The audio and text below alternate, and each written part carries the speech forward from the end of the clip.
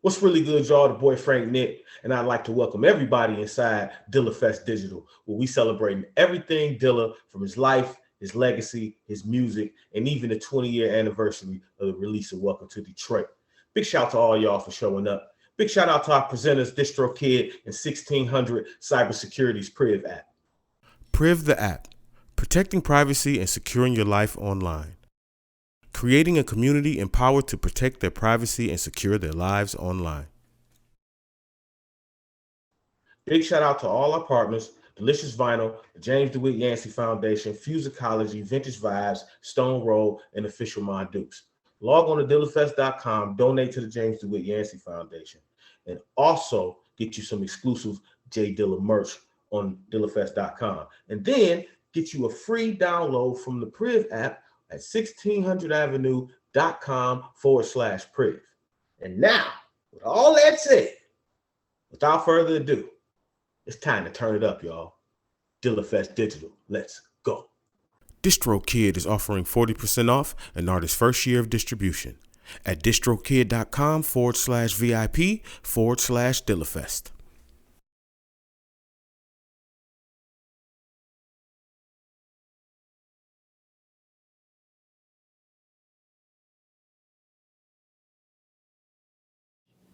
Be very quiet. Oh, check it out. This is the part of the tape where it's nothing but beats that I didn't save. You know what I'm saying? So you can't get none of these beats. I can't redo them. It's for 5 only. 5 reasons only. Alright? Chill.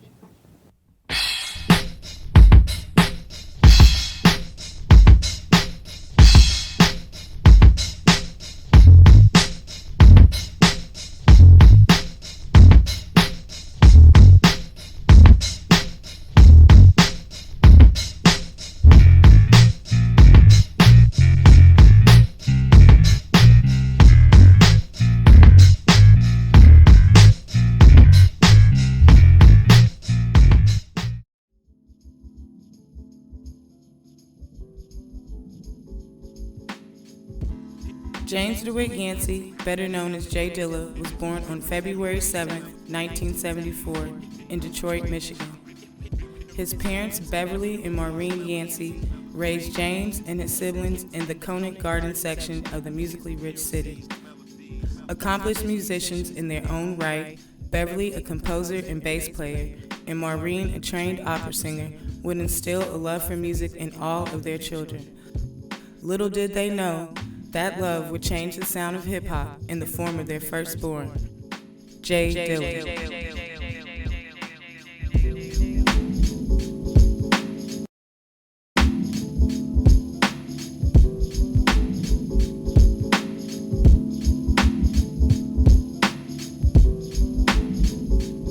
Well, I knew that it was strange that he knew more about James Brown music than I did, and I was oh my God, James Brown was the issue, as you say, ever, and played much in our home and in my mom's home, you know, and all of Motown, of course.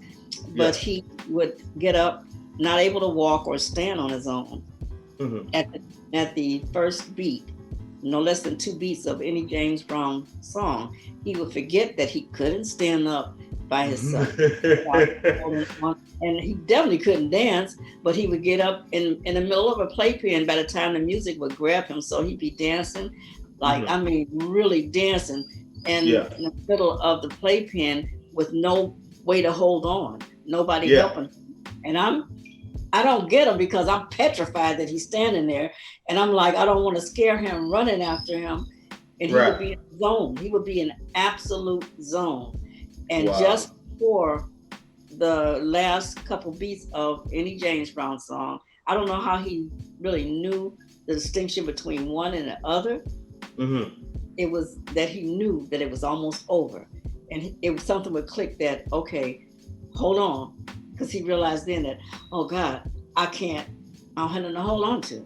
And he reached for the playpen which was really the old-fashioned netted playpen, not the bars, but the ones with the little net. And he barely able to reach it because he had danced too far away from there to hold on. He couldn't like grab and hold on, so he tried to ease down and to scoot over and reach the net before he'd absolutely fall. In which I was like gasping for my breath, and scared. I'm on the side like a playpen, just like, what did I do? I don't want to scare him by looking frightened. He was totally not looking at me. He was totally into James Brown and anything else going on in the world. Yeah. Get it, just out the window, Right. So yes, I knew then that he actually knew the song was about to end. And I also noticed that he didn't have to hear 2 or 3 beats to know that it was James Brown. Yeah. Like, oh, hell to the wind, I'm doing this. That's my man, you say, oh, that's my song. I'm gone. That's how he was and he wasn't even a year old yet. He could, like when he was 2 and 3 months, he could do perfect pitch harmony with Mr. Yancey, who would do bass runs. And so he would gurgle it, but perfect pitch. It was like stupid crazy. My uncle would be up there and said, do you hear that? And we laughed because at first we didn't really believe it. You know how you tell yourself, I'm musically inclined, but on a different genre. I'm more like classical and opera. Mr. Yancey, jazz and R&B, and he's noticing it. And we're looking at each other laughing like that couldn't happen. That just happened, like it was a joke or it just happened randomly. But Mr. Yancey actually challenged him by switching up bass runs, going back and starting bass runs. And Dilla would do the perfect pitch bass run. His ear remembered everything that Mr. Yancey did. He did no less than 8 to 10 notes. But he remembered, even when he threw in a chord change, like a D7, which was one of Mr. Yancey's favorite. He thought that in anything he was writing. Looking like the number 2 pencil retired.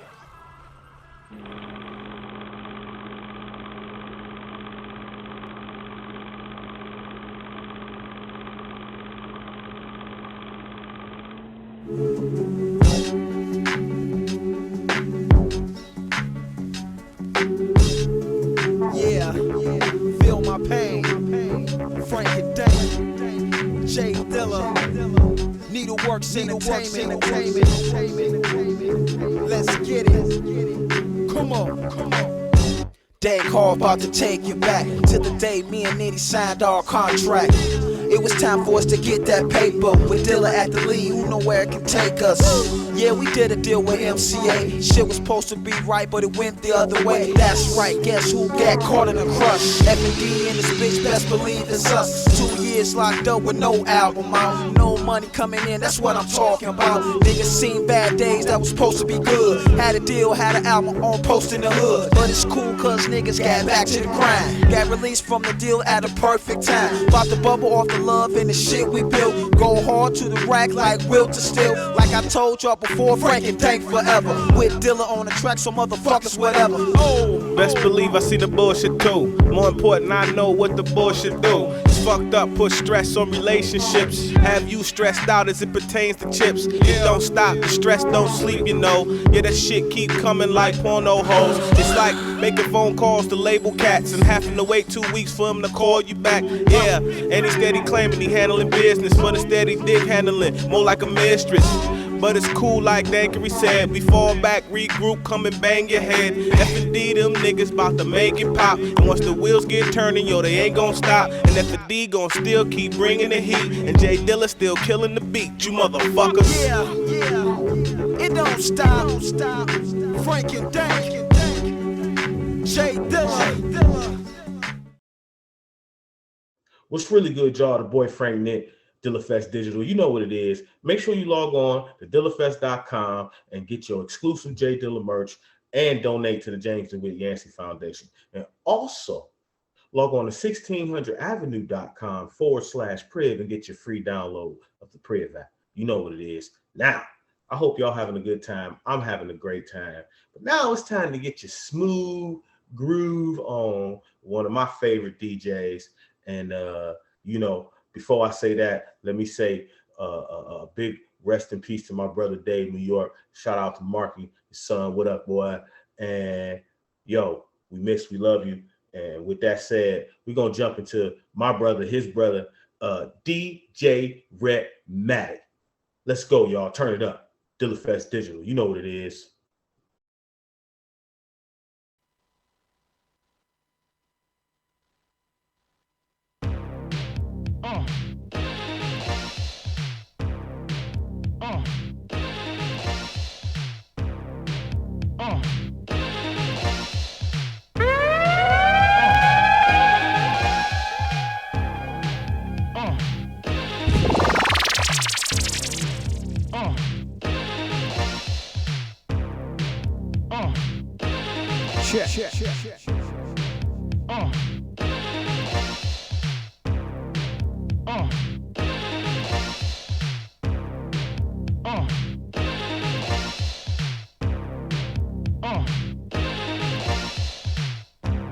Get ready. Volume 4. Let's go.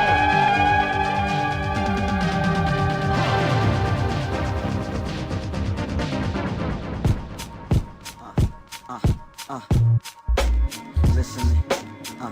Yo. Check. Listen. One, two. Listening. Check. 1, 2. I'd like to welcome you to the first J Dilla Fest Virtual Online Festival. My name is DJ Rhettmatic. I represent a crew called Beat Junkies. It's my honor to be on here doing a little mega mix for our fallen brother, one of the greatest. They call him James Yancey, J.D., J. Dilla, Dilla Dog, John Doe. So I'll be doing a little mix for you. Once again, my name is Rhettmatic. And just vibe along with me, y'all. We're doing it for Dilla. Come on.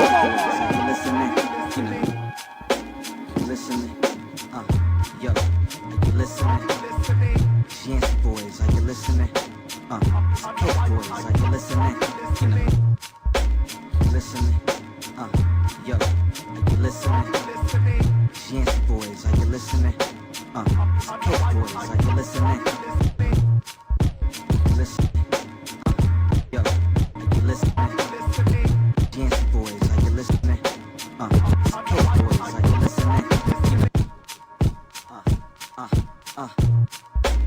Listening.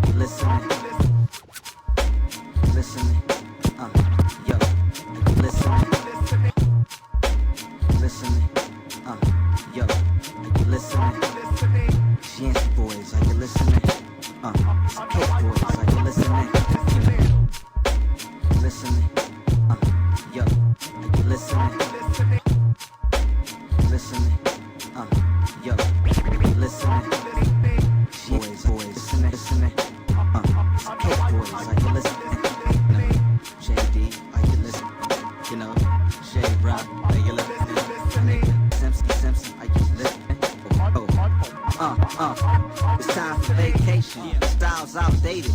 About to send these hating hyenas on hiatus. It's time for vacation. Styles outdated. About to send these hating hyenas on hiatus. It's time for vacation. Styles outdated. About to send these hating hyenas on hiatus. It's time for vacation. Styles outdated. About to send these hating hyenas on hiatus. off a vacation, styles outdated. About to send these hating hyenas on hiatus. Blazing these indicas, hybrids, and sativas. You check the cleavage of these rocks way harder than her tits. They're just as fake as her lips, as long as they pay her attention. My rap's a straight third dimension. I match niggas heard but didn't listen. Your girl is my witness. She came in the living room while I was puffing my brains out, and she started sucking me down while I watched my favorite sitcom. Why are people so slow with it? Are you people listening? You see how I'm flipping this? What color is that? It's called originality. Cali weed, it gotta be grown naturally for me to grind it and roll it. Now I can't control it. Backstage smoking with MJ and Otis. A naked lady on the couch. Does anybody notice? I said, my people, are you listening? Show some love to the 313, you know me. I said, my ladies, are you listening? Show some love to the D, baby, you know me. Yeah, we shake these haters like this. Yeah, we shake these haters like this. Yeah, I shake them haters like this. Yeah, GS boy.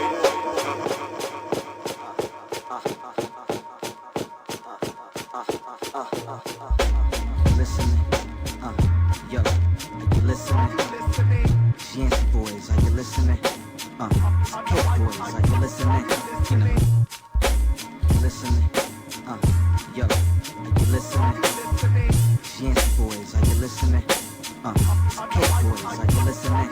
You know, listening, yo, are you listening? Yancey boys, are you listening? Cake boys, are you listening?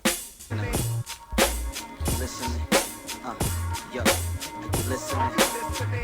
Yancey boys, are you listening? Cake boys, are you listening?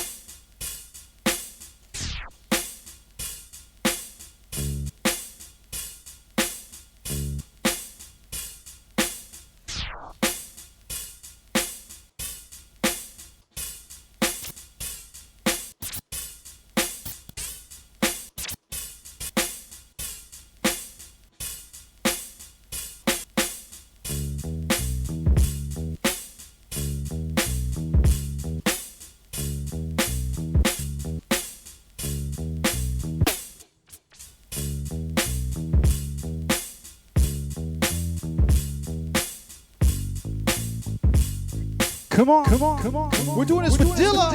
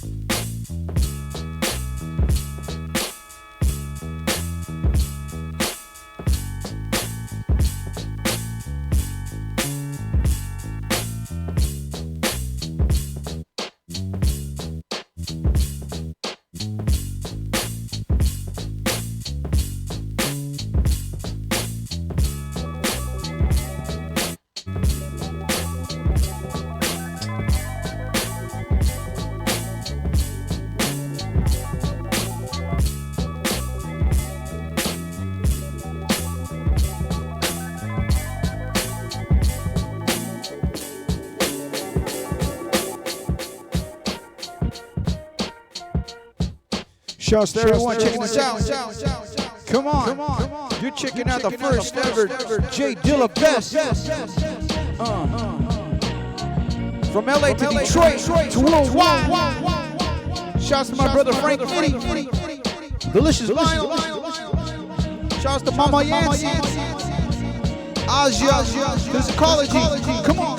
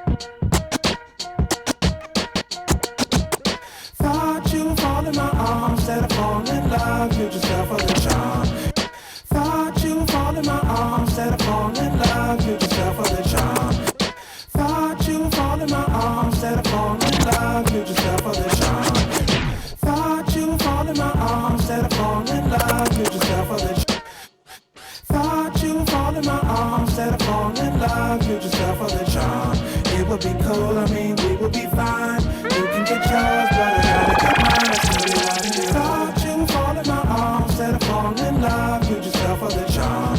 It would be cool, I mean, we would be fine. You can get yours, but I gotta get mine. I still be loving you. Here we go again. We get out and get back. Career criminal, socialize with the media. You shooting out subliminal. See what that gin used to do. All them lies you thought were true. All them girls you thought that I would put in line in front of you. Boo hoo your eyes out. You who you cry about. I will just pack up my issues and ride out. Lights out, doors closed. Everybody going home. Home is where the heart is, but you make my home a war zone. Zone out the sick and sadistic. Every convo turn into a some twisted. It's time nigga lift it off and change my arena. I'm in Russia, I ain't rushing with the prima ballerina. Clearer than Serafina, richer than Rich Medina. You had a bigger problem, you let big get in between ya. You dealing with giants, it's Jack and the Beanstalk. You thought you had a set of balls, now watch me walk. Cause that's 4 balls and I need my extra bases. Used to love her, now I need 100 paces. Let's face it, we won't make it. It's like that. Thought you would fall in my arms, instead of falling in love, you just fell for the charm. It would be cool, I mean, we would be fine. You can get yours, but I gotta get mine. I still be loving you. Thought you would fall in my arms, instead of falling in love, you just fell for the charm. It would be cool, I mean, we would be fine. You can get yours, but I gotta get mine. I still be loving you.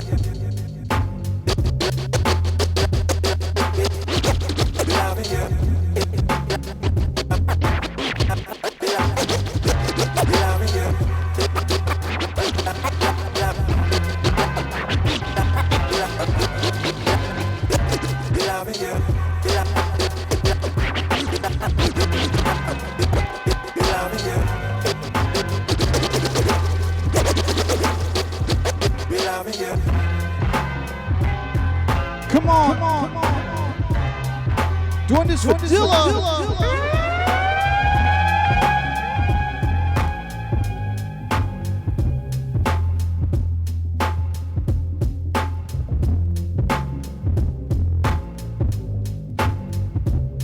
Once again, you're checking out Dilla Fest, the first one, virtual festival.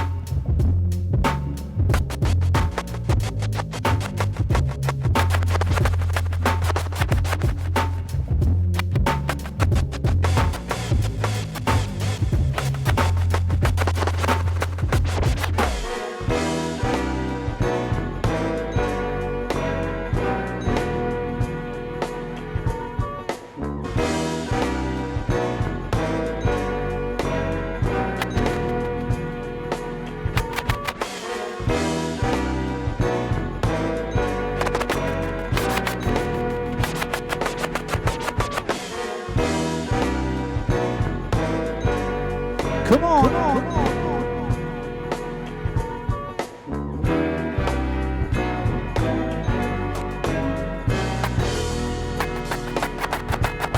The Instamatic focal point, bringing damage to your bubble. We some brothers from the east with the beats that be thorough. Run solo gravitation, I'm bound to pull it.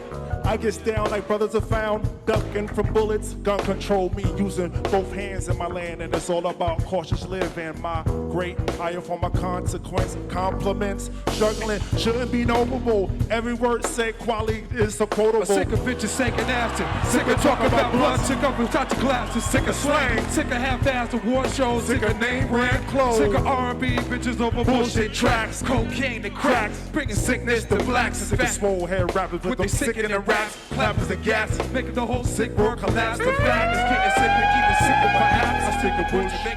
Yo, life can't get all up in your ass, baby, you better work it out. Let me tell y'all what it's all about. Skin not considered equal. Video has more right than my people. Wasting time scheming who they hated. No wonder they the tumble officially reading. With the love, come on y'all. Vibration, stakes is high. You know the stakes is high when we talking about the love. We mix it up with a little vibration. Come on, stakes is high. You know the stakes is high when we dealing with the love. Hey, mix it up with a little vibration. Come on, stakes is high. Listen, yo, it's about the love and the pause, loving the funds, loving to love mad sex, loving to love guns, love for opposites, love for fame and wealth, love for the fact of no longer loving yourself. We live in these days of man-made ways, see, expect this. These brothers no longer talk shit. These niggas living about to give it to you 24/7 on a microphone. Plug one translating the zone. No offense to a player, but we don't play. If you just fucking gotta wait. We drop it like this, that's all I got to say. It's about the love, y'all. Check it out when we talking vibrations. Come on, stakes is high. Y'all say, you know the stakes. Y'all say, man. Love. Say it, man. Come on. Vibrations. Come on. Stakes is high. I want everyone to stand up for Dilla when we talking about the love. Come on, y'all. Vibrations. Come on. Stakes is high. All we're gonna do right now is talk about a little love. Mix it up with a little vibrations. Come on. Stakes is high. You know those stakes is high. Come on. Love. Hey. Vibrations. Come on. Stakes is high. Why don't you give it a try when we talk about the Come on. Doing for Dilla. Make sure you check out Doing for Dilla. Boombox. The official Dilla Fest after party. With Inca 1. DJ Analog. Been digging. And some certain beat junkie that you might know with glasses. Come on.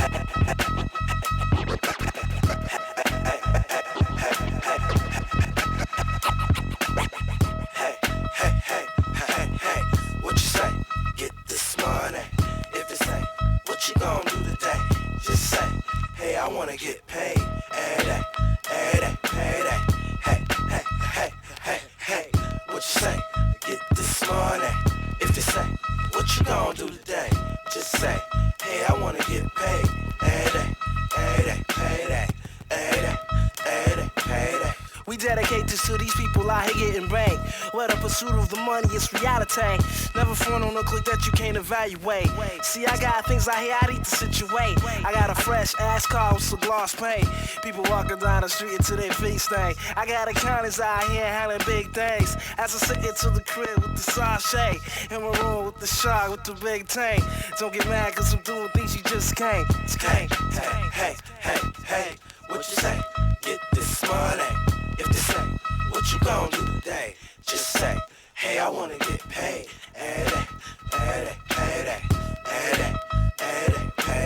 My man, you need to get back like the rebate. And biddies need to step up like the home plate. My man, now what you know about the Great Lakes? We contemplate on getting money like the sweepstakes. Sipping dark grapes, party in the dark shade. You see you the cold chiller like a ballet. Ma and biddies ride like a Harley.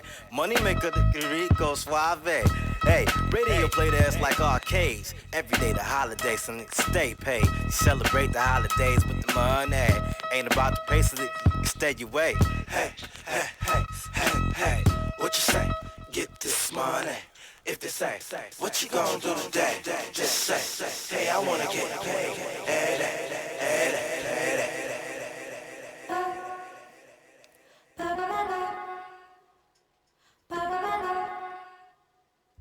Come on. We're doing this for Dilla. My name is Rhettmatic. I represent the crew.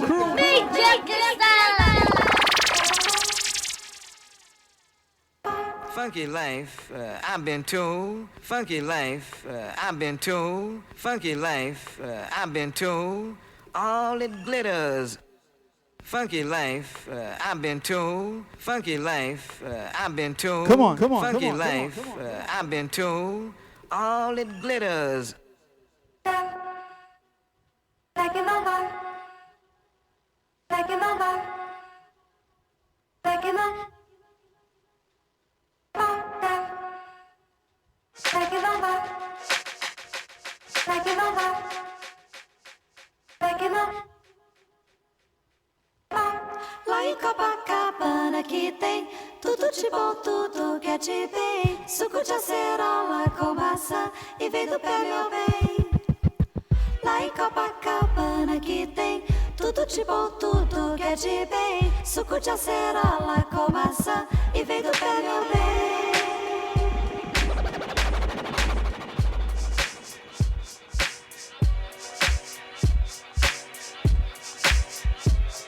Yep, yep. Come on, come on, come on, come on.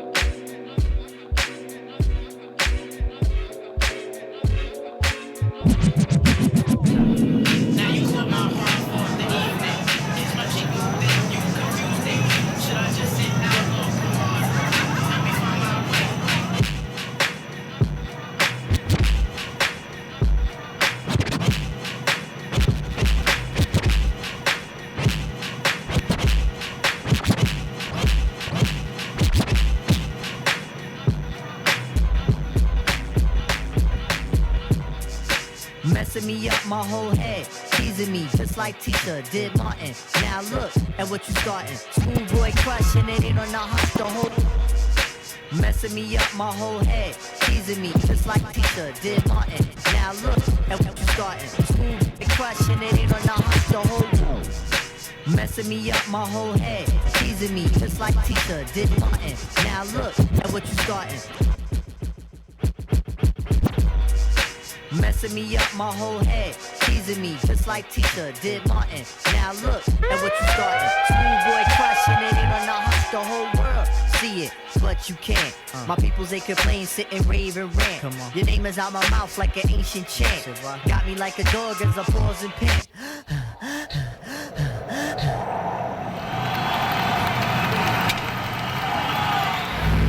Speaking of which, got a leash and a wish just to rock you, miss. Make a militant move, beat my strategy. End of the day, you're not mad at me. Not dealing with nobody, now that's what you told me. I said, hey, yo, it's cool, we can just be friendly. Cause yo, picture me messing it up. Her mind not corrupt with the LC cups. I'm on my J.O. Bull and hoping that the day goes slow. Got me like a friend, what confuses me though is kisses when we breathe. Tell me what's the deal. Come on. Get your two steps. Now you got my heart for the evening. Kiss my cheek, move, then you confuse things. Should I just sit out or come harder? Help me find my way. Now you caught my heart for the evening. Kiss my cheek, move, then you confuse things. Should I just sit out or come harder? Help me find my way. Yep. You know Dilla loves Brazilian music.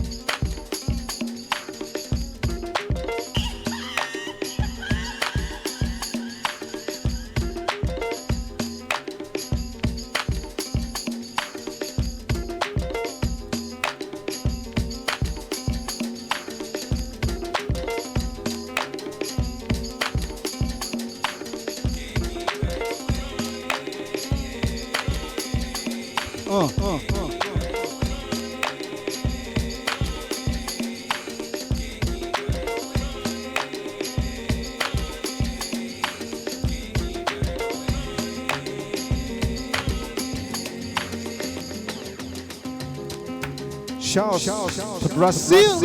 Obrigado. Yes. Come on. We're doing this for Dilla. From LA to Detroit to worldwide.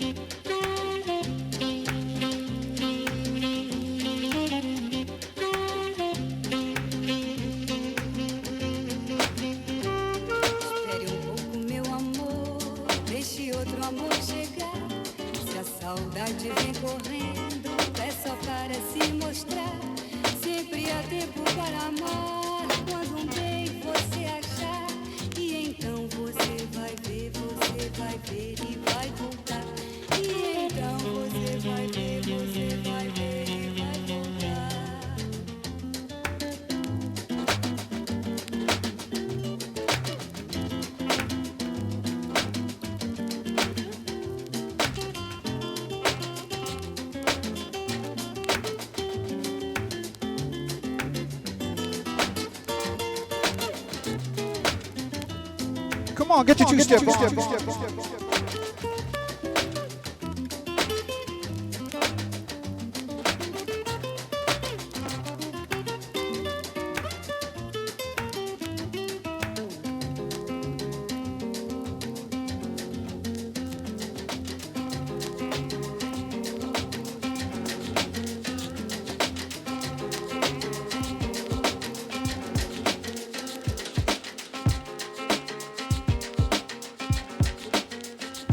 Shots to the far side.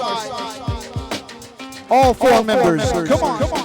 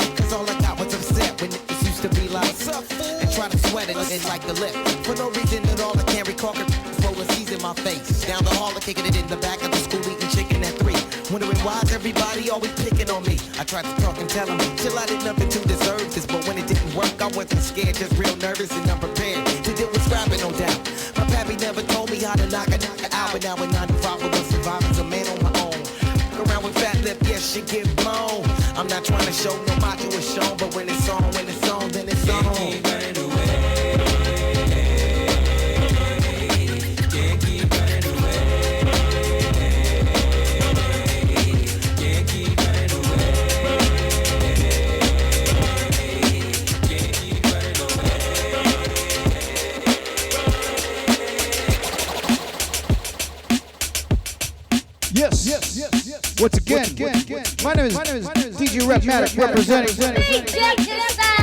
And we're doing this for Dilla. Shouts to all the Dilla heads.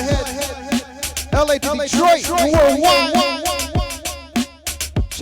Delicious Vinyl family. J Dilla Foundation.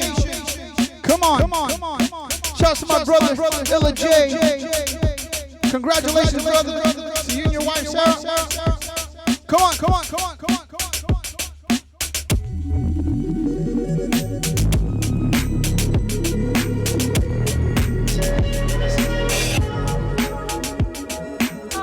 For me, no. Yeah, one more do it, two is not enough for me, no. Might wanna sit down, shorty. One more do two is not enough for me, no.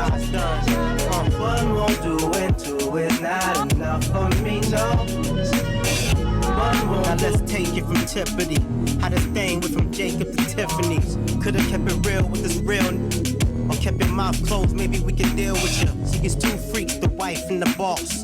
Had all three of them liking it raw. Pimp put on weight from fighting them all. In the mall, you see it and like it, it's yours. That's a nice fit, you ain't got a price. I pays for it like the mics and the sauce. We pack big bags out of Saks Fifth Ave.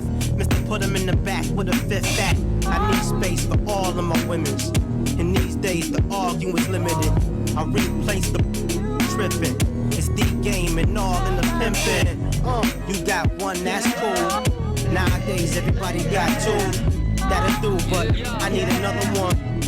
Yeah, another one. One more do two, and it's not enough for me, no. Line them up. One more do it, two is not enough for me, no. One more do it, not enough for me, no. One do it, it's not enough for me, no. Yeah. Let's see, I got one, got two, got. Tell me, do you got what I need? A fourth party that could run our team, you know. Keep them in line, cause one might need it. Easy the guy that your hun might creep with. She might do some freak nick on ya. I keeps to the beats and yeah, whole body winging like Ricky Gold. And when I pull that out, it attracts the gold diggers with them big old jelly smokered out. Make deal when I tuck it in. But the truck got the fifth element like Tucker's in it. All you hear is them custom 10 inches beating like 15s. Why can I fit in them jeans? You seem like a true team player for real, love. With your boy J to the Dilla, yeah. You got one, that's cool. Nowadays, everybody got two. That'll do, but I need another one. Yep, I need another one. And a two is not enough for me, no. One, two is not enough for me. One more do is not enough for me, no. One more do and two is not enough for me, no.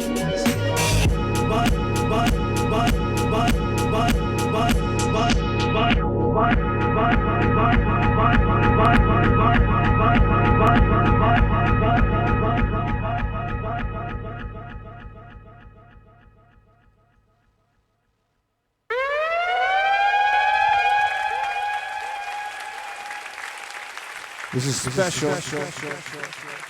Shouts to Mama Yancey. We love you. Shouts to the whole Yancey family. Shouts to B Plus, Coleman, Mochilla Crew, Tom Bacon.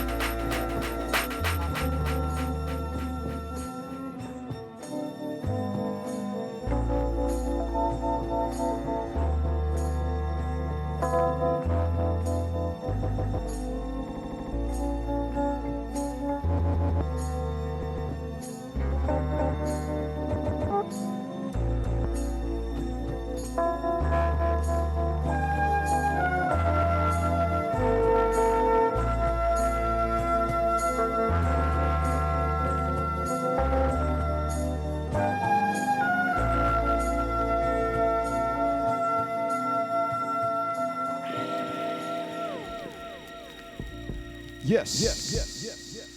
Come on. Yes. Come on. Get your beat. Yes.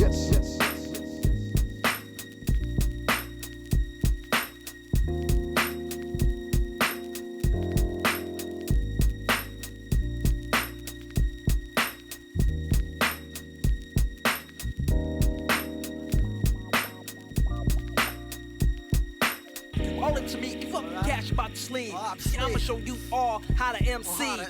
Rock the floor, Wahhabi. One of the soldiers of the scene. See y'all niggas is dope fiends hoping for a dream. Intervene like a case of gangrene. Gain the green and exit the scene with a fine chick who can fill up a pair of jeans.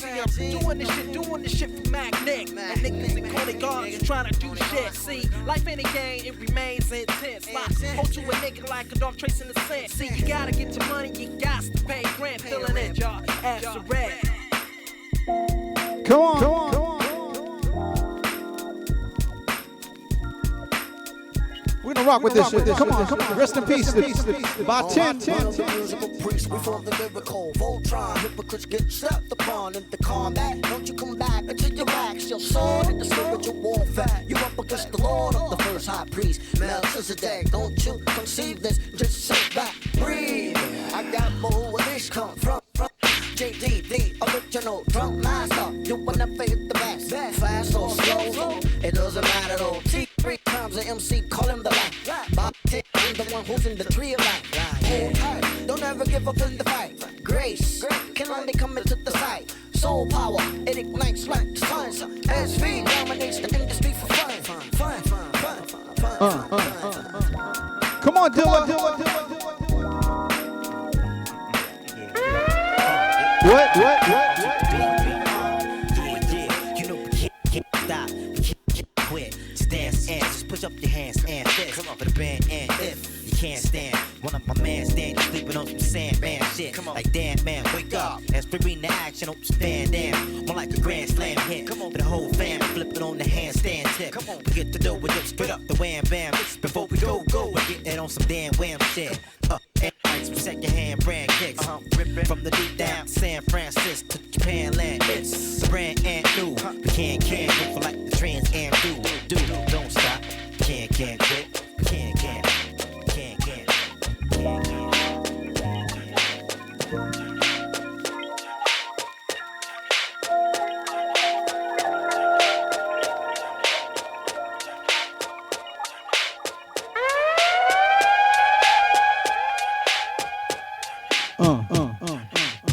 Yes. Once again, my name is DJ Rhettmatic representing. We're doing this with Dilla. Dilla Fest, the first one ever virtual festival. Come on. You know I gotta play this drums.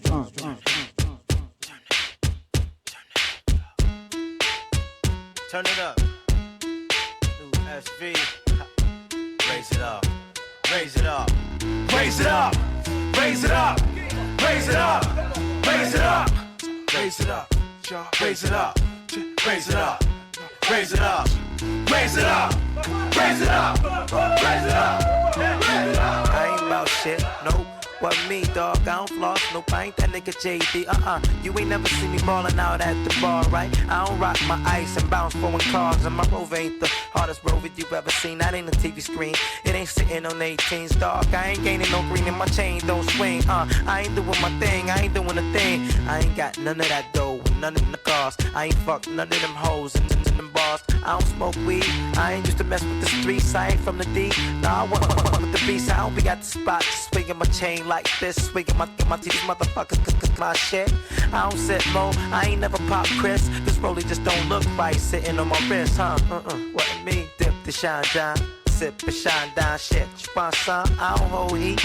No, I ain't never caught a case. I don't know what Titus and Trace. I ain't as tight as they say. I don't ball out with my click and all, but I do show niggas how to spit this ball. Flow make the hoe just put the dick to jaw. SV, biatch, fuck the thought. What?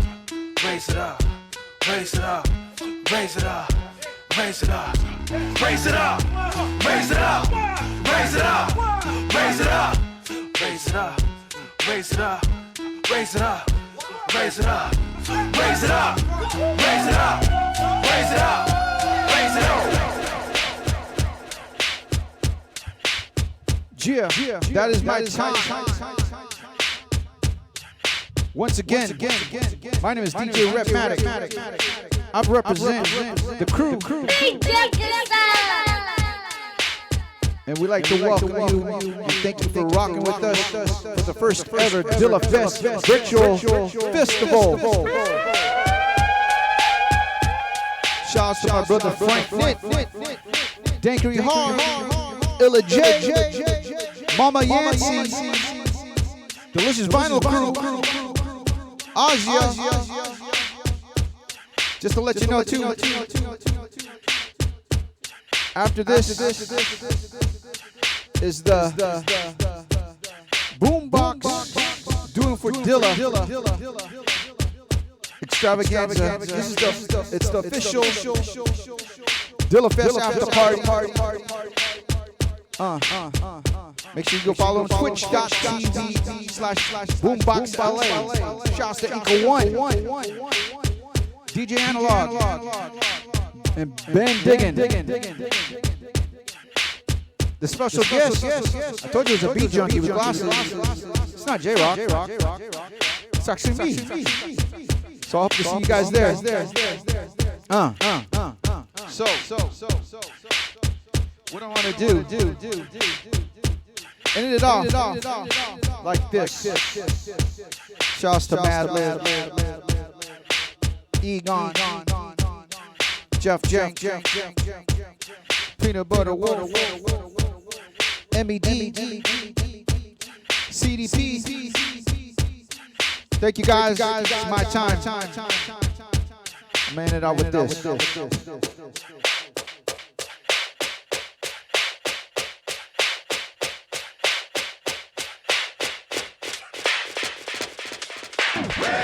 it out. On this recording, the solely those of the artists. By no means do we encourage violence against law enforcement. It's for you. It's for you. Yeah, yo, yeah, yo. Oh, okay. On the count of 3, say fuck the police. 1, 2, 3. Fuck the police. Yeah, fuck them. As long as you nigga that fuck them. We can lose the fuel, we got enough. My niggas on the corner, then he died in the dumping. You just getting pulled over, end up. And see now we got these fake cops. I thought they had a gun. Turn on the TV. Is this another cop? Most people are illegal. They out of control, they out of their mind. They pulling you over, they hopping inside. Know you got drugs, you know you got guns. You know what they mad, but they can't buy none. But you know they can fit in the stash box. Come on, get in it. And then you fit the people suck. Oh, they won't get stupid, dog. Don't hold back, don't let go. Don't say damn.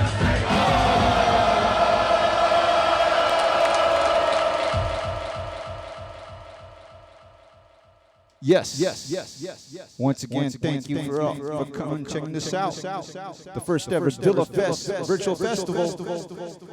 Rest in peace and happy birthday to my brother J Dilla, JD Dilla Dog, aka James Dewitt Yancey. And also I gotta say rest in peace to my Bastos brother Dave New York. We miss you, bro. Hope you're there chilling with Dilla. Smoking one. Smoke one with me, man. And I'm out.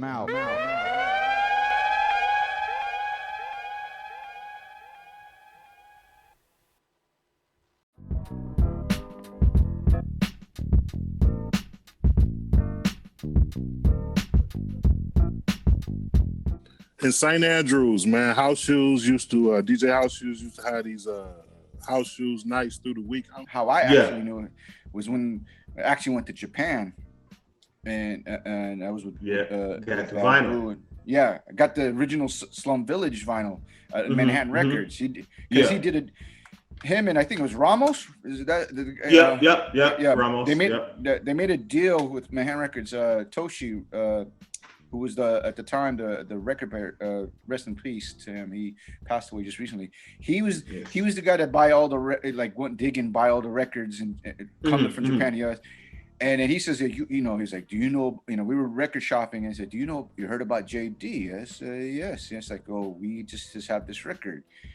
And it's his group, Slum Village. It's like, oh, really? So, and the first record play was I Don't Know. And I was and that's how, that's really when I was like, okay. Okay, word. Yeah, dope. Yeah. I discovered him through a mutual schoolmate. I had heard about, he had told me about him, you know what I'm saying? So I was like, man, he was like, we was already starting to do stuff in the D, and I was doing stuff with a whole nother group, which was H2O, or whatever we was called, Hard to Oppose at the time. Hard to Oppose, yes, sir. That's my group. And I was already doing stuff, and we was just looking for anybody around the D who was doing hip hop, because it was such a strange thing to do it in the Detroit, to be about hip hop. You was like an outsider when you did in there. So we heard about this cat named James, or John Doe was his producer name, and he wasn't in school though. He was supposed to be. It was hard to find it because he wasn't in school. So, that's true. That's true. So we finally caught up with him. I guess we finally caught up with him, and then I kind of went to his house. And this was the house before the house that we made all the magic in. This was the other house. Around the corner, or around the corner. Okay, it was the one behind it. Yeah, it was that house. Yeah. And I think it was upstairs then, like this. It was up on the third floor. Yeah, it was upstairs. We went a little like attic area kind of. And that's when I really, heard his first beats. And he had this little drum machine. It didn't even sample. It was like just a regular drum machine. Yeah, the little gray little 4-pad. Yes. I was there the day he got it, like when his father bought it home to him. I remember that. He had this little drum machine, and we heard some dope beats. Shit. Keith Murray, the Rhyme remix. That or the First Down 12. First Down 12, okay. First Down 12, or really the Keith Murray was when it smacked you. You're like, what is this Slum Village remix? What is this? Right.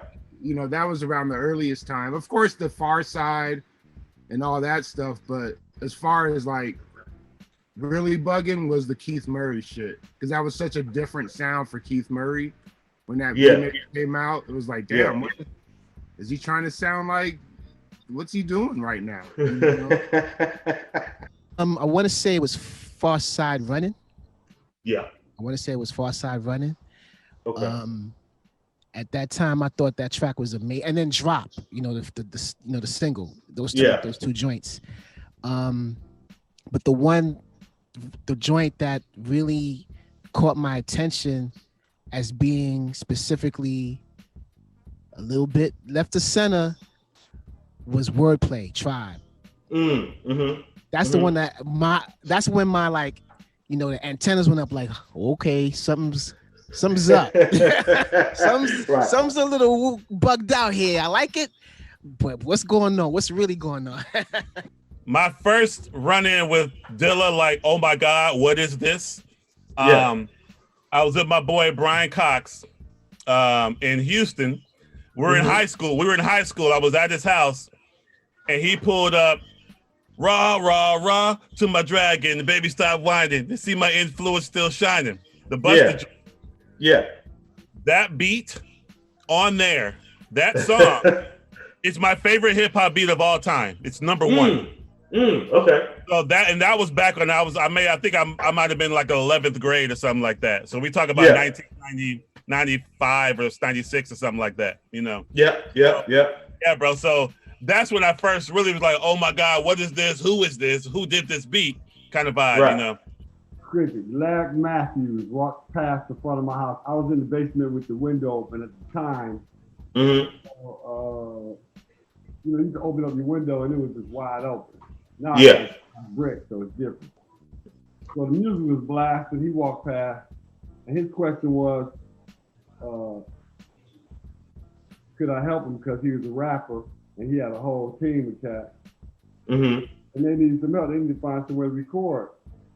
He asked me if I had a studio. I said, yeah. So I said, yeah, come back. He came back, and he came back with a crew. Mm. So they was all in the kitchen behind me. Probably about, I guess it was probably about 8 or 9 of y'all, you know what I'm saying? Mm-hmm. And that's when I met Dilla, actually, because he was in the crew, and I was like, I can help y'all, but I'm busy as shit, so somebody got to help me too. So one of y'all got to know how to program. It was like, oh shit, that's James. He already there. So like 98, yeah, I was staying at my brother's house over there off Crenshaw and Adams, and that was the summer. Also, that was the summer Battle Cat was dominating LA radio and a lot of things, and Snoop. That was also the era of Snoop making going through a reinvention from Death Row to No Limit to his own thing. So it was a lot of interesting, challenging growth music, I call it, come out. And then my brother, I went to his crib. He like, I was actually going through a heartbreak over a girl, and bro, I went to his crib. He like, man, shut the fuck up, sit down. He played me that shit, and we kept playing that album back to back to back. And he got turned on to the album from Corrupt, because Corrupt knew Dilla and all you know, all y'all out there. So Corrupt had been coming back, always saying, man, I'm fucking with Jay Dilla, cuz Slum Village. And they like, who? You know what? It was a gradual thing. It was like okay, it was like if like anybody watching know like the US in the 90s, it was this thing called the box, and then like you put in a little number and you see the video. So that was like a big deal. Like if your video was on the box, that was like a big deal, because nowadays people take advantage. Like, I mean, they take it for granted. Like, oh, I should have shot a music video on my phone. But it's like, yeah, then it was like serious business. Yeah, so he had a lineup of, he had a few songs that he had produced that was like on the box. So that was already something. Like I was still young to understand it, but I knew that was something. And then it was like, I remember Running being on New York Undercover. That was like a really big deal.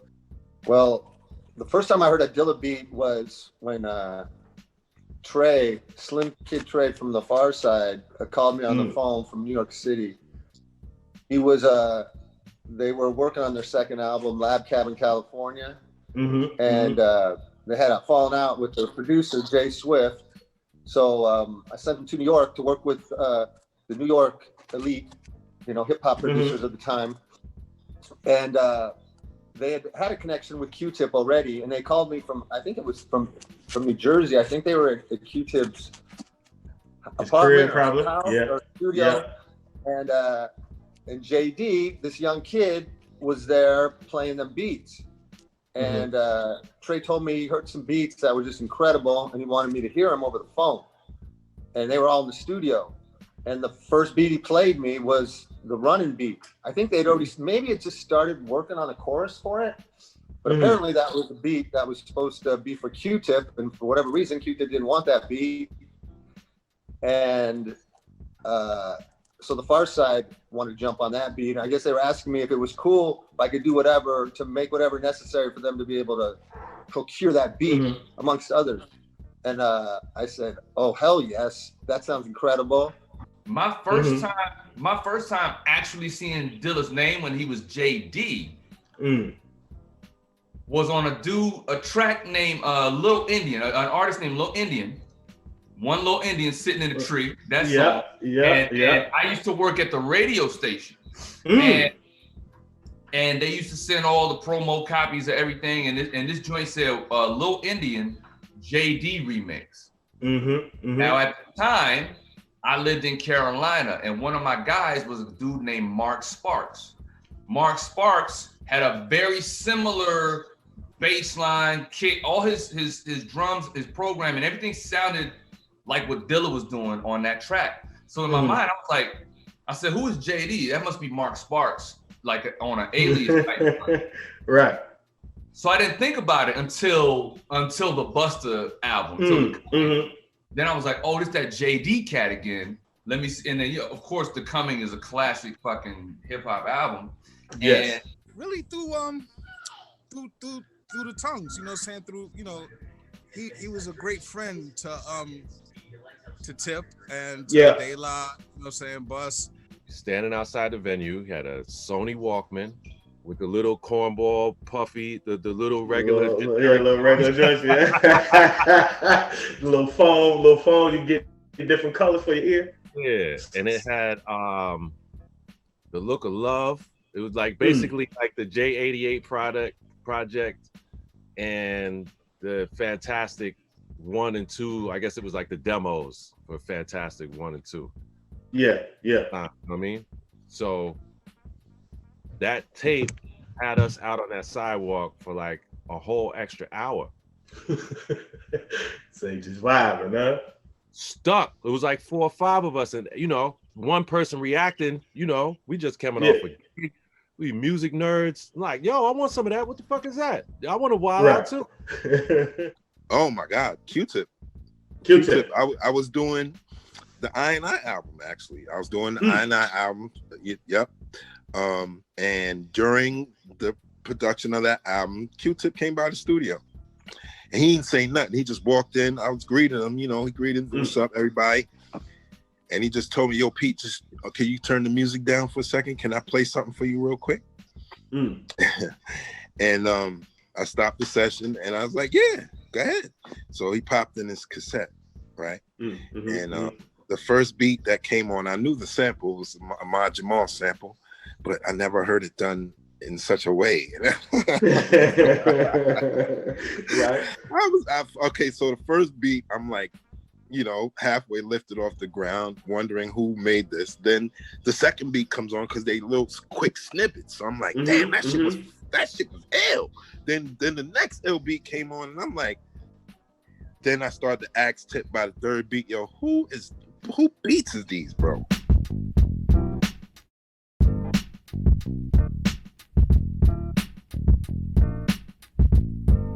It just kind of shifted my way of living. You know, it wasn't just something to listen to. It was like a lifestyle. You know what I'm saying? Yeah. But Dilla specifically represented hip hop from where I was from, something that I could take pride in myself. It almost gave me partial ownership. His story was partially mine because we came from similar backgrounds. I think probably the next time I heard some joints, because I think the initial joint was, what was the second time I heard? I think it was the next time I heard some joints. Yeah. And I went, and I think he played some more joints for us in the web or something. Or somebody gave me a copy of it. I'm trying to think exactly when I was like, yeah, I think somebody played something for me that he made. That maybe it was Wajid or maybe it was one of those cats. And I heard it and I was like, man, this is amazing. This the tracks he was doing, because I couldn't understand how he was doing that. He had a sampler, and you know he was. And then I later to find out that he was using like pause and record. Pause and record, yeah. And making crazy joints off of pause and record, but they didn't sound like they was pause and record joints. Because I tried to make pause and record beats with that, and my shit was not like that. I probably liked it because it felt different. You know, so we had Premier, we had Pete Rock, we had all them cats doing shit, and him doing shit, it kind of reminded you of Good Try beats, like low Philly beats. Like you were like, oh shit, this dude's on this shit. This dude's making beats similar to the Tribe. Don't even make beats like this no more. You know, up until the third album, you know, when he went all behind the boards and definitely helped them. But I mean, yeah, just hearing his beats, you just knew they were different. And you knew it just was popping. It was just so different, and it wasn't like everybody else's stuff that was coming out. You know, it was like it was half neo soul and half hip hop. You know, it was like the best of both worlds, and you're like, man, this guy is just insane right here. Them drums are snapping. Being a digger who always focused on rare records and, you know, trying to flip stuff that, like, you know, finding the drum break that all the diggers was looking for and trying to find a way to manipulate it. And the thing, I'm talking on a real like nerd technical level, record level with Dilla. One thing that that he left me with was, when you find a joint, you have to listen past the obvious. Like, there's been so many instances where I would find a record that he used and it'll be a blatant in your face drum break or a loop that you're like, okay, that's why you need to cop this and flip that.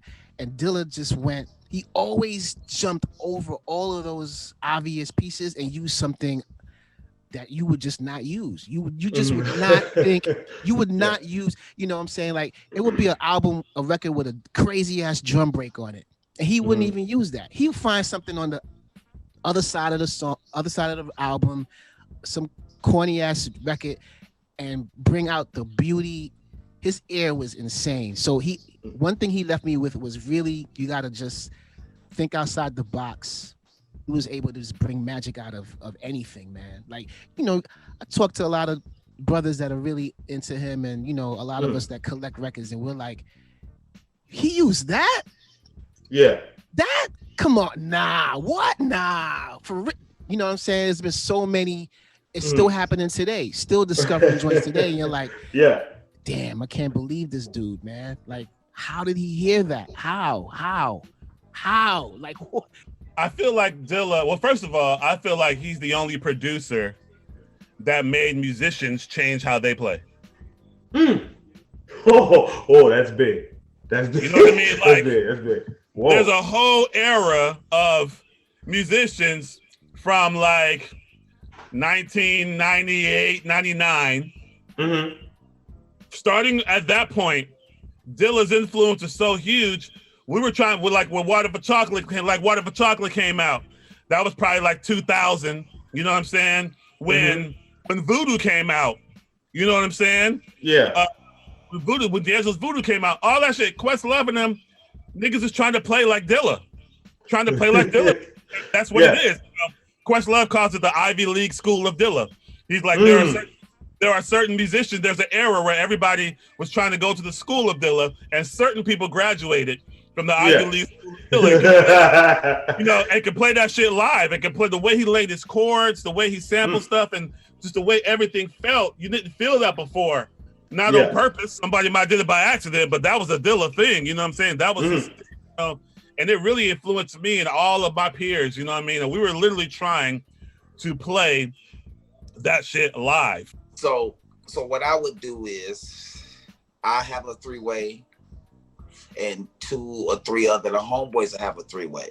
So I would call Dilla, put Dilla on the phone. Then I had the other homeboys call a couple of people, and I had Dilla cue the tape up. Like, you got the tape ready? Like, yeah. And then he'd play the beats on the phone, and everybody would go fucking crazy. Like, what the fuck? How did you make this? Hey, man, we want to meet up at Persian tomorrow. Hey, man, this, that, and the other. I remember when Dilla moved to LA, and this was pre-internet. It was just word around town. He moved to Los Angeles. That was like, God damn, like. Right. You know, and then it was sightings of Dilla. Like, you seen sightings of him in record stores. You know, he became a myth.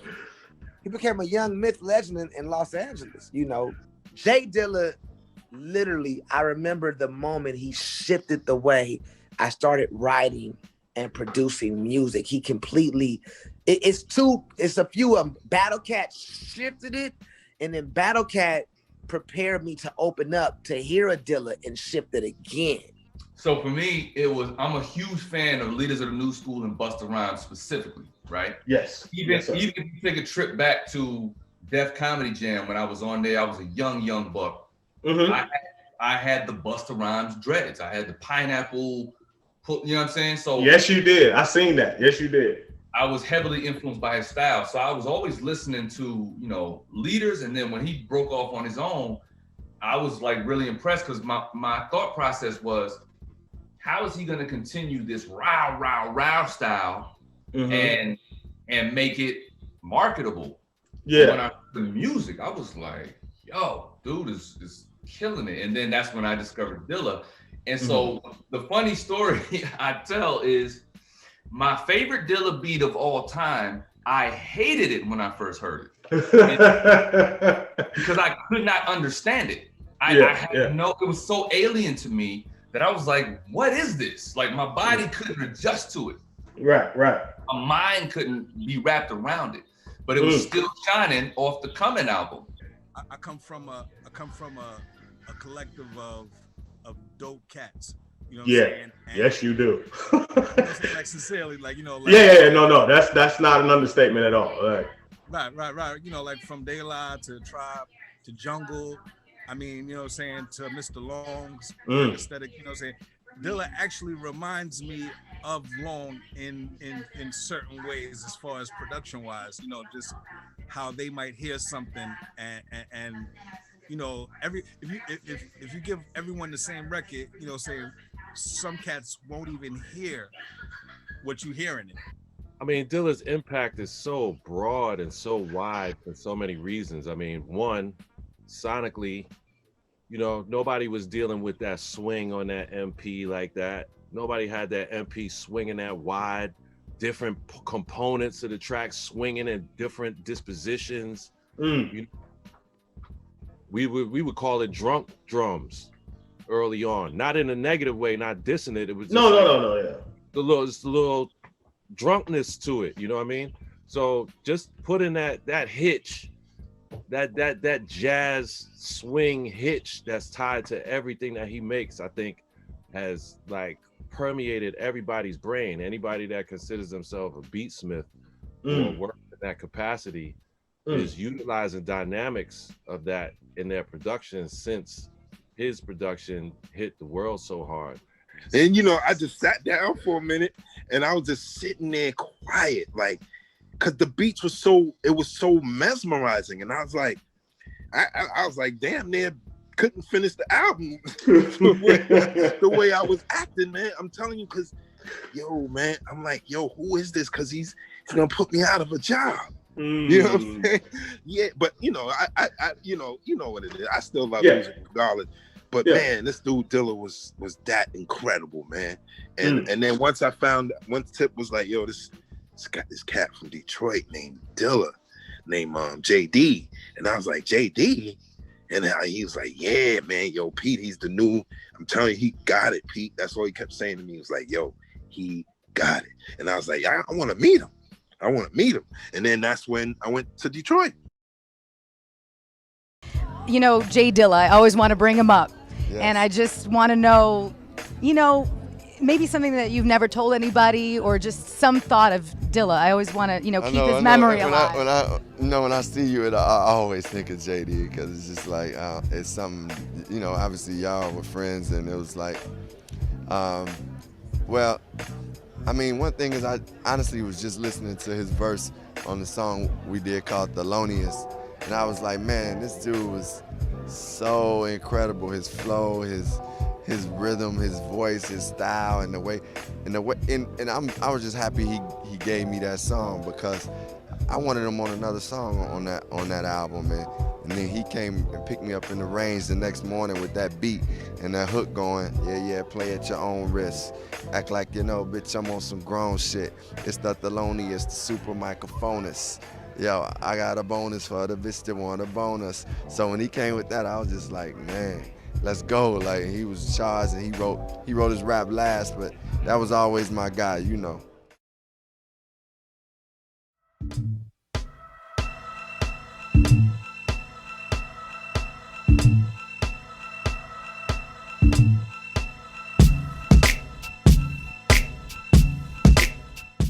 Welcome to Detroit was like what I just said. It was like a teaching tool because it introduced me to so much. You know what I'm saying? You had Big Express, you know. You had Pause, you know what I'm saying? You had Shake It Down. You know what I'm saying? You had so many different enjoyable moments on the record. None of it sounded the same. Everything. At first, it kind of shocked us because we were, you know, we're used to hearing, you know, independent stuff. Whatever he did with, you know, with Slum. Obviously the J88 records. I mean, the craziest thing, Pause. came out before the album and stuff. So that Pause was a big seller at Fat Beats, you know, so we're expecting, you know, and it's definitely, you can tell the style was different from what he was doing with Slum, you know. So to hear all that stuff at first, it kind of threw everybody off at first. But when you more listen to it, it was just like, yo, this is incredible. Like I would, you know, like how would, like he, like everybody says Dilla was ahead of the time. It didn't catch on until like later on. That's what's crazy, you know. So like hearing Boston, you know, like at first like, why is he doing this? And then you think about it, like, and the record was so diverse. It just reminded me of all the shit that we've been listening to and been vibing to, all put together on one record. You know what I'm saying? Okay. So, you know, he had the vibed out shit, like you say, he had like the street hard shit, then he had the samba shit, then he had the singing shit. And, you know, just coming up, we have seen all bits and pieces of that. You know what I'm saying? I've heard songs with Dilla just singing, and it's just a singing song. A lot of people ain't heard those songs, like you know me have. You know what I'm saying? So I already knew all the thing, and I was already knowing that he could play different instruments just by ear and just picking shit up. So when I heard it, I was like, yeah, this is the perfect album that kind of showcases like all his talents all at one time. So you know, that's why it's definitely one of my favorite Dilla albums. Definitely one. I have memories of how he felt about his relationship with BBE, and he was very, you know, a very closed mouth. You knew more than I knew, and he was recording in the house for a lot of things. Because I wasn't allowed, remember, past that second step. You know, he knew when I was coming down. He'd meet me at the bottom of the steps. Where you going, lady? You know.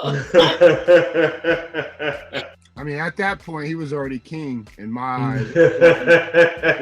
When that album came out, it was already like, finally, he got, you know, finally I got a whole album of this cat. You know, like, oh shit, he's doing Think Twice. Oh shit, he's doing Big Booty Express. Oh, what is this? Oh man, like it was yeah, it was just crazy to get a full-length album from the guy finally. You know, to finally have something that's not produced by, or like you said, not just Slum or not just Tribe Called Quest, and you got to deal with. You know, that album was part of the Beat Generation series, which I'm also a part of. Pete Rock was also a part of. You know, you had various cats that were part of that series, and when we were approached by Peter from the label to create an album, he basically said, do what you really want to do.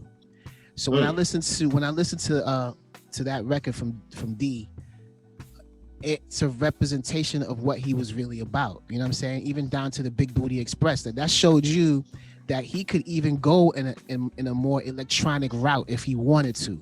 You know what I'm saying? He had the Brazilian, he has the boom bap, he had the funk with the, you know, the African rhythms. Like he had, like you said, you know what I mean? He touched on different styles of music. He stretched out more than he did, you know, previously. So I think he did what he wanted, man, and it was well represented on that record. Really well. I feel like that is Jay Dilla's first soul record. It's like a soul album. It's not. When I think about that album, it's more than just hip hop to me. You know what I'm saying? It's more just hip hop. It's a soul record because of those things, because of the live shit he's doing with the bossa nova shit and the Think Twice, you know, and just how he lets it ride out, just music, you know what I'm saying? And just it just feels so good, you know what I mean? It just feels like a good soul record with some hip hop shit on it, with some soul shit on it, with some rock shit on it. You know what I'm saying? The beginning of it, you know what I mean? I felt like that was more of Jay Dilla, the producer, outside of hip hop, coming into play, where you can kind of see, oh, okay, well, he's not just some hip hop guy. I knew that he had an ear for a lot of different things, but it made me feel good because I felt like he also listened to a lot of records that I had in the basement. And some of the stuff that I was listening to that made an influence on that record, which brought me up, because I was like, damn, this is this is really some next shit because it had a lot of different things, like you said. So, and now y'all with features on, which is dope too, because you brought all his family into that shit. From Coney Garden, you know what I'm saying? All the Detroiters on that shit. So it made me feel good because it was just like, damn, this is like who we are. You know what I'm saying? This is like really how well versed we are. I think a lot of us are like that now. Creative people in Detroit, like yourself and everybody else. We don't just latch on to one thing. We like a lot of different shit from all over the world. You know, it's crazy because I had never had a 3,000. I always had just the 60. So when he stepped up to the 3,000, I was like, damn, he is really getting into this shit. Into the intricacies of it, because you just don't buy a machine to just go in and start making shit. Back then, it was a new product. So with new products, normally you used to have to be with somebody that know that shit, or you have to be in the manual. 9 times out of 10, you ain't just gonna luck up and learn it. Dilla had to make it into an event. And what I mean by making it an event, you're gonna get up, you're gonna get fresh, you're gonna eat good, you're gonna smoke good, you're gonna enjoy, and then you're gonna get into the whole essence of the work. And once you get into the essence of the work, it's magical. Every song was magical. Every song from top to bottom. I remember getting that, and then my god brother Marlon, we was on the way to Snoop's. This was my early days working with Snoop. Early days though, like early. So we played that on the way from LA to, at the time, we was working in Diamond Bar. And at 5 o'clock in the day, you know, we get the music, we get the warehouse about 4:30, get in line, get the CD. You know, we don't even want to listen to it on the test. We don't even want to test it. We just know. We just want to hear it and play this shit on. Right? I remember getting the CD. I remember opening up, taking off the plastic, and looking at the artwork, saying, "Oh my God, he looked like a fucking star on that cover." You feel me? Like he looked right. When I listen to Welcome to Detroit, is people have to realize that's his official solo album. Like, you know what I mean? So it's like he don't have another album where he completely touched it from start to finish, mixing, adding instruments and all that shit that's just his. Like outside of Rough Draft. And I'm saying there's other projects, but unfortunately they weren't able to come out at the because when he was there to put them out per se. Yeah, exactly. I was like, how the fuck did this come out and I didn't know about it? Oh man. I was mad. I was mad. Right. I probably called Ma Dukes, or I might have called JD and said, who did you put this out with? Funny story. Me and my older brother, we started out doing this shit together, like dancing, b-boying, talent show, MCing, beatboxing. We did everything, right? Graph. Right. But my brother was always better than me at a lot of this shit. Till I got a little older. And then our musical tastes are drastically different now, right? Right. So one time, I had already moved to LA at the time. I went back home for a family holiday, and my brother was in the room playing "Come and Get It." Elza. And I heard it. I heard Elza's flow. I was like, "Is that him?" Because he really had that Detroit, y'all have that fucking that rapid fire syllabic, monosyllabic shit, fucking aliens, right? And so I heard, I was like, is that him? He's like, nah, that's he said it's J Dilla. Welcome to Detroit album. I was like, get the fuck out of here. What you know about J Dilla? And everything about the whole album, the intro, the Welcome to Detroit, y'all ain't ready. Yeah. That motherfucker, the beat just bounces into you. Welcome to Detroit, for me, it was hugely impactful. One, because you could close your eyes and point at anything on the record and it was a lead single. Number two, for me, I look at Welcome to Detroit the same way I look at Quincy Jones, the dude. Yeah. Except that Dilla plays a more physical, prominent role in Welcome to Detroit. I think Quincy Jones played 2 horn lines. Yeah. But he composed everything. He composed everything. Made the record. So as a body of work, you know, the Dude album represented Quincy Jones's range. Okay. That shit uplifted me so high. When I heard that joint, I was like, damn, man, I gotta get to work, man. This guy is fucking amazing, man.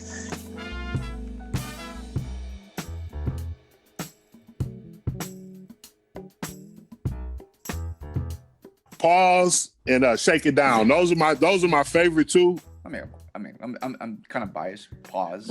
Well, yeah, okay. Pause. Yo, Guilty said the same thing. Guilty said the same thing. Like, yo, not because I'm on the line with you, bro, just because. We played that shit. The Shake It Down joint, I guess. Shake It Down joint. Yeah. That's like one of my favorite joints on there, just because it's so Dilla, it's so, you know what I'm saying? It's so raw. And at the same time, it was so like beautiful the way he chopped that shit up, and had the music of it was just so crazy spiritual journey to it. So I was like, that nigga just put the best of both worlds together on that joint. Pause, man. F. R. A. Rough, rugged, and raw way. This nigga Jay, it's a game, but he don't play. I do too. I do pause, and then I'll have to say like think twice maybe. Okay. Just because it was so different at that time. It was like, wow, he's doing think twice. Like everybody, all the diggers knew that song, so it was like, oh shit, that's dope. He's doing a cover version of Main Source looking out the front door, basically, you know? Nah, I just want to make sure, man. So you gonna pull it up. I gotta look at the record, man. J-Rock, pull it up. Yeah, man. Pause and freaking, those are the ones, man. Okay. This whole album's dope, but those two are on my Stranded Island CD. The Rico Suave and the Think Twice. I gravitate towards those quite a bit. Because they're musical, and as a DJ, it takes the dance floor, especially the Rico Suave joint, being it's on some like bossa nova. That was a great transition for DJs who were playing boom bap and hip hop into other genres. You know what I'm saying? So, you know, I would gravitate towards those. Okay. Think Twice. Very dope. Think Twice is a classic. You know what I mean? Like, right. So yeah. It might be Think Twice. Boom, ba-dum. Especially at this part. Yeah. Boom, ba-dum. Boom, boom, clap, boom. That beat right there, would that come in? It was like all the angels, like the angels of heaven just came down, bro. Think Twice. Think Twice. Because if I'm not mistaken, because Think Twice is how I matter of fact, I started digging into Donald Byrd because of the Think Twice sound. You know what I'm saying? So Think Twice was in it because that LA music and Detroit music is similar because LA, a big part of LA history music is coming out that Midwest, Easty Midwest thing with the Roger Troutman, with the Funkadelic, with the Boosie, of course Motown. So it's like the bass. I'm gonna tell you a quick little story too. When I was in New York a few years ago, about to perform with Quincy Jones and Snoop on David Letterman, and Quincy told me an important story about the Fender bass. He said, you know, if it wasn't for the Fender bass, it would be no hip hop. And I was like, what you mean? He was like, man, thank God the Fender bass got to Detroit and got into the hands of James Jamerson and Motown. Because if it wasn't that energy, it wouldn't be none of this shit.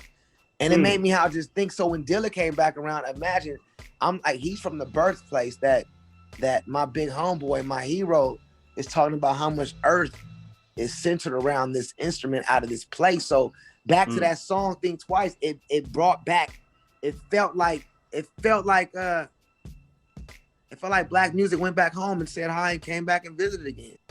Okay. I'll put it like this. If I were to pick a single, if I pick 2 singles from the album, it would be Pause and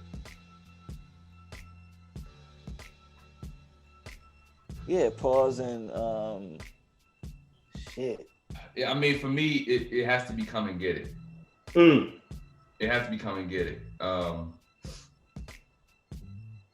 It has to be Come and Get It. Because that's the one, that's the track that resonated. Even though Y'all Ain't Ready was that, you know, them shakers and all that shit, like that shit, the way it introed me into the rest of the album and the bounce of that shit, Come and Get It was just like Dilla with Elzai just lyrically like, and I'm saying that right, Come and Get It is the one Elzai. Yeah. I think I like the whole album. Oh, yes, I do. The one with the disco.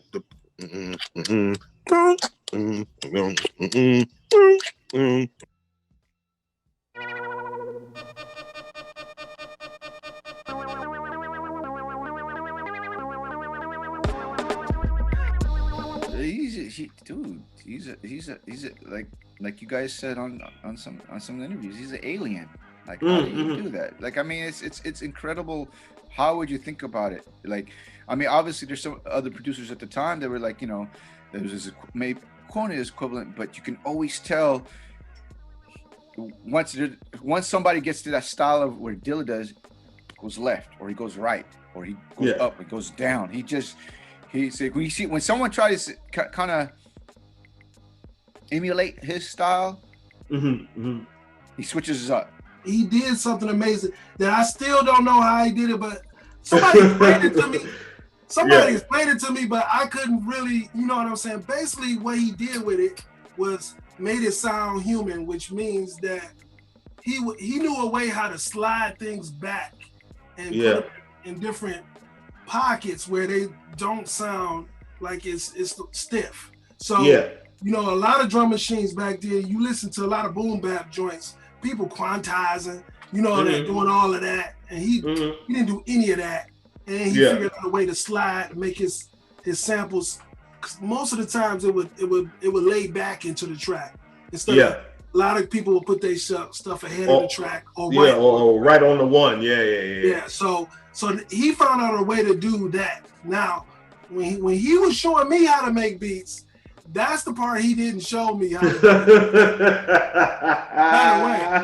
Yeah, it wasn't until like maybe a little bit of Welcome to Detroit where he, on the credits, he's like talking about, I ain't never gonna figure out what I sampled on this one. And he left a couple notes in there like that. But I mean, I was always a digger. Like, I was always into like trying to find the originals of stuff.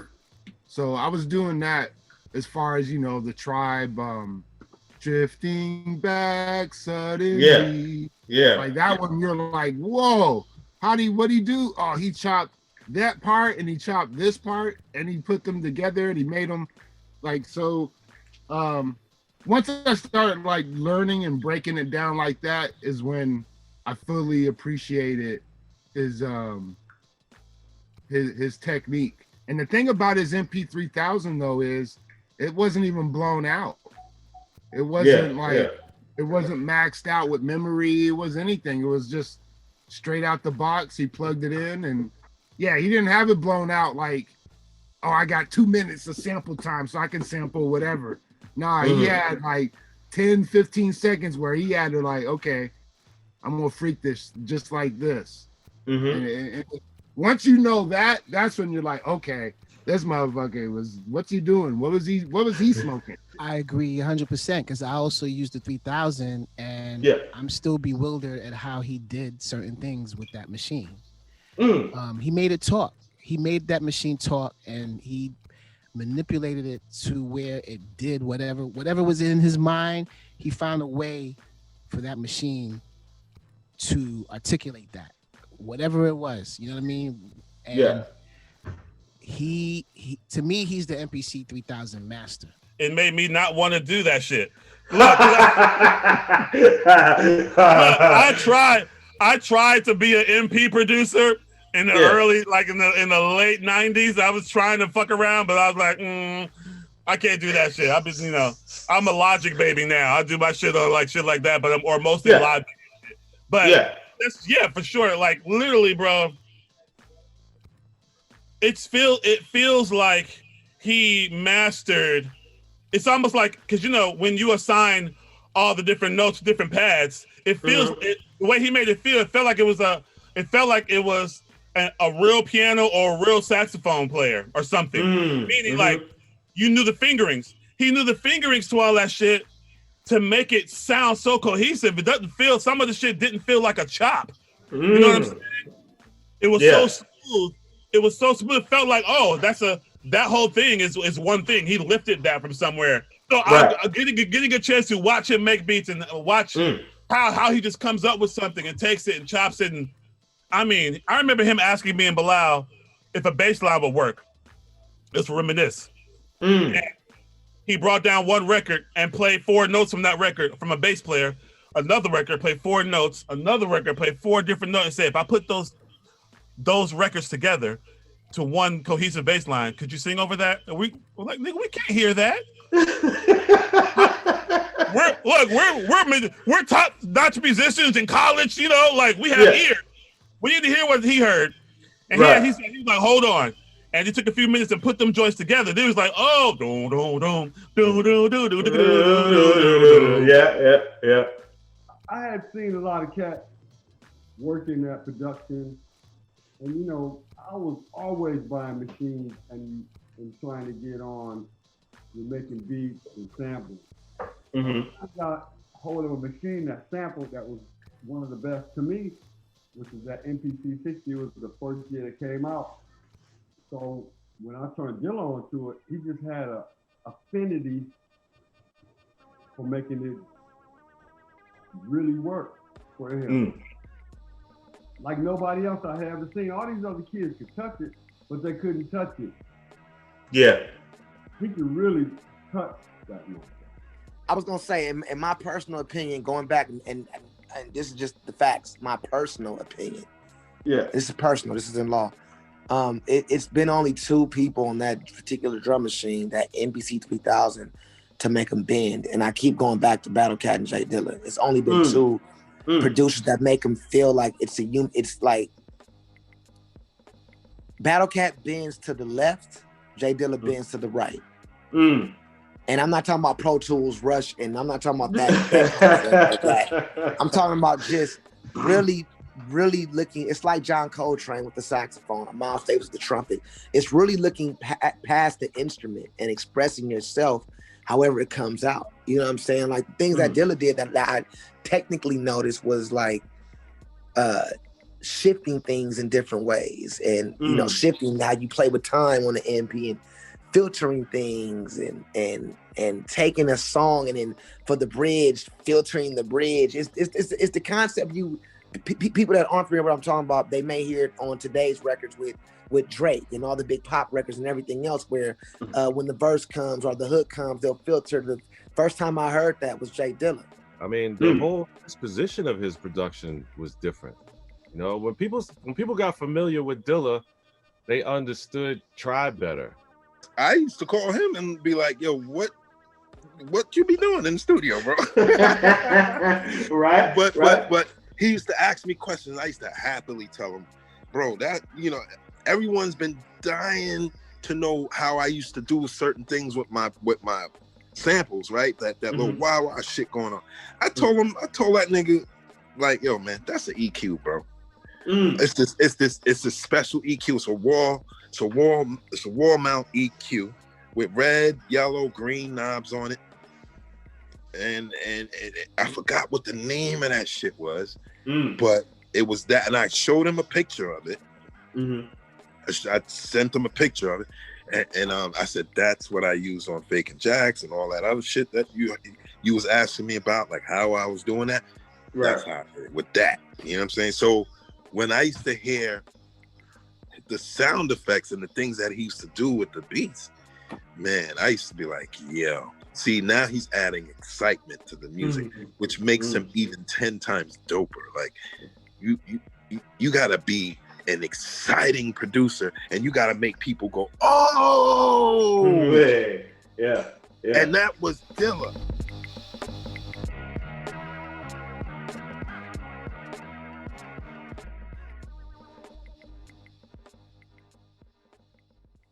Yo, that was a big dude in LA. That was a big thing because when they perform twice. One of the shows, I mean, there's a video of floating around and stuff. Yeah. But because they did 2 shows in LA, and the first show was like, I forgot what it was, but people were talking about how he was performing with 2 MPCs in the mixer instead of 2 turntables. It's like, what? What? I mean, I thought it was amazing. Like, oh man, it's crazy. This something, it was something new.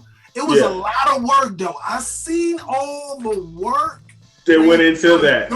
Though, to even get there, for us to even try to rehearse and know what we was doing over what. Because he was doing remixes. So we had joints we was doing, then he was doing remixes. Then he was doing punch outs, and then he was rapping at the same time. It was a lot of shit going on with that, but it was amazing, man. We had a fun time doing that show. To see him come out with 2 MPCs, I mean, out here in LA, that was legendary because it's not on videotape, but he performed for the Black Eyed Peas. Used to have a club out here in LA, and somehow they booked him to come and do a set. And really?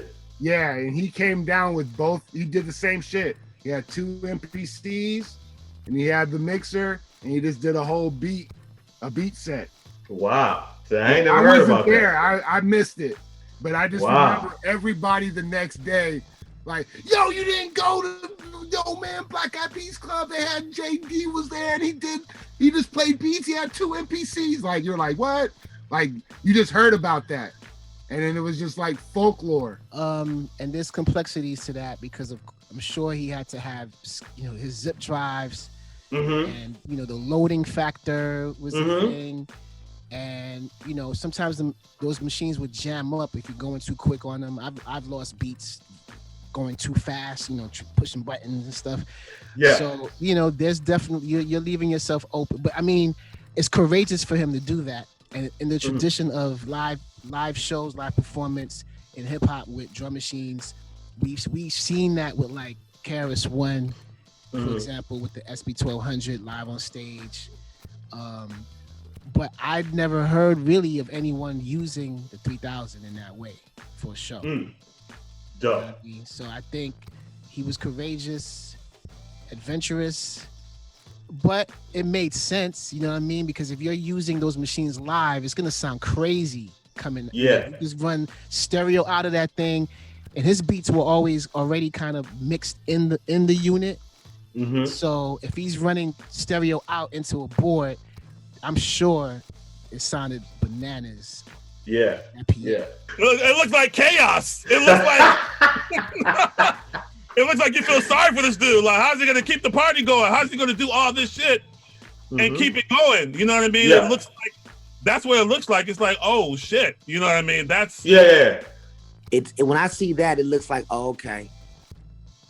He's getting to the highest level. He's throwing obstacles in his way to overcome them to get to this highest level. That's what I really look at when I see that, because that shit is difficult.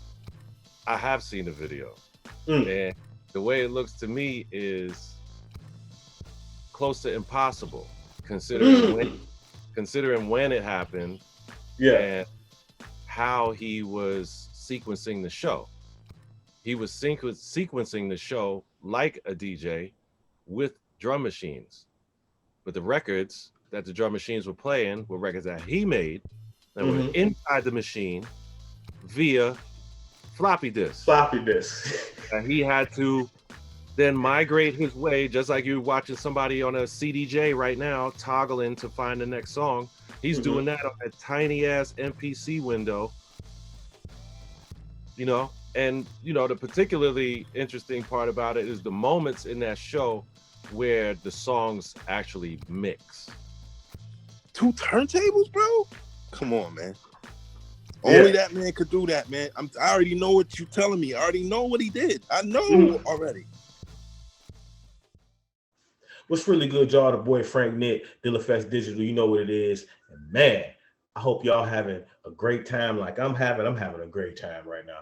And I hope y'all doing the same. And since we down to the last little bits and pieces of this extravaganza, I like to first thank everybody for checking us out. We appreciate y'all, man. And big shout out to our presenters, DistroKid and 1600 Securities Priv app.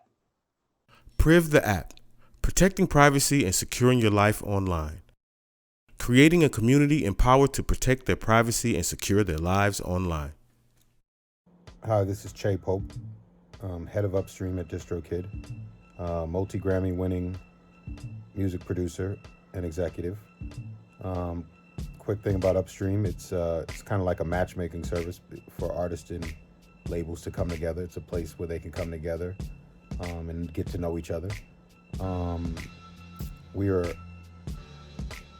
DistroKid is a proud sponsor of this year's Dilla Fest Digital. We're celebrating the birthday and legacy of J Dilla, who was a friend of mine. So I'm honored to, do this video and take part in this. And thank you. Welcome to Detroit, 20-year anniversary. Peace. DistroKid is offering 40% off an artist's first year of distribution at distrokid.com/VIP/DillaFest. Shout out to all our partners, man. Delicious Vinyl, the James DeWitt Yancey Foundation, Fusicology, Vintage Vibez, Stone Road, Official Mon Dukes. You know what I'm saying? And once again, man, thank y'all, man. We appreciate it. Oh my goodness. 10 million times, man. We appreciate it. So check it out, man. We're going to get into a special little thing to end this thing off, to close it out at the optimum level. A super duper set from my man, DJ Spinna. Let's go. Dilla Fest Digital.